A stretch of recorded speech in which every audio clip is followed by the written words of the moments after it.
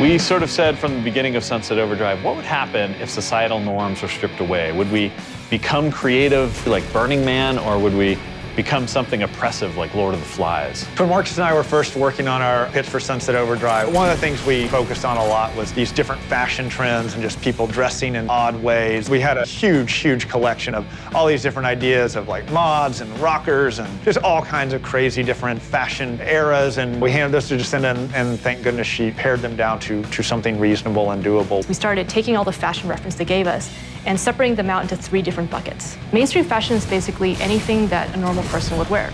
Street fashion is something that comes out of street culture, such as emo and goth. Costumes are something that someone from a particular culture group might wear, or it's something you might even wear for Halloween. All the Sunset vanity takes from one or more of these buckets, which makes them both relatable and understandable.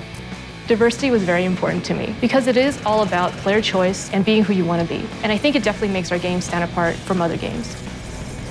I think one of the interesting things about Sunset Overdrive is that most of our concept artists are actually not from the United States. I think this will appeal to a lot of different people. My team takes concepts from Vasily, our concept artist over in Russia. We wanted to embrace a bunch of different archetypes that you would see in pop culture and mash them together to create our own look. In Sunset Overdrive, we allow you to choose from many different archetypes in the game.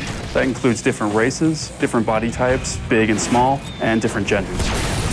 We have outfits that are meant to be together, and you can get them as presets in the game. You can combine all the different pieces to make exactly what you want. So if you get your Day of the Dead face paint, you can combine that with your wrestling pants, your chainmail shirt, and your cowboy boots. Every item that you unlock in the game will have Havoc physics applied to it as well. So when you're running around the world, we really want you to feel like it's alive.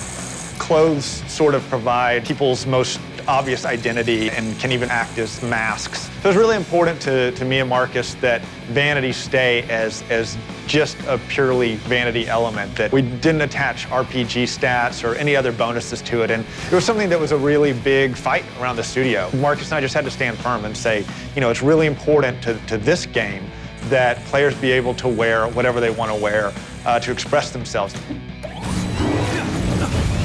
I like the hairstyles, especially the creepy 80s metal band style. I just like the way it looks moving around when you're doing our traversal in Sunset City. I would say that my favorite of all time is that we can be a luchador given the right combination. I mean, any chance to actually be a luchador running around Sunset City is pretty amazing. One of my favorite vanity items is the bunny ears. It's so absurd and weird. It just feels good running around with tall bunny ears. I don't know why I don't wear them all the time. For items that I can't really believe we got in, we do have a physics-based kangaroo head strapped to your crotch and nothing else. Oh, the kangaroo codpiece. Early on when we were pitching the game, Drew had used in a reference that he would be wearing nothing but a kangaroo codpiece. We knew we wanted it to be really different and really stylized and pretty out there.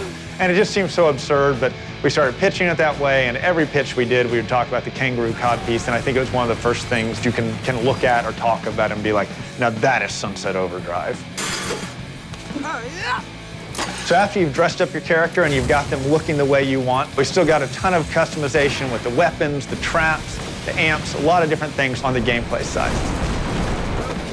So thanks for coming to Comic-Con and checking Sunset Overdrive out. Hope you pick it up on October 28th and let your freak flag fly high.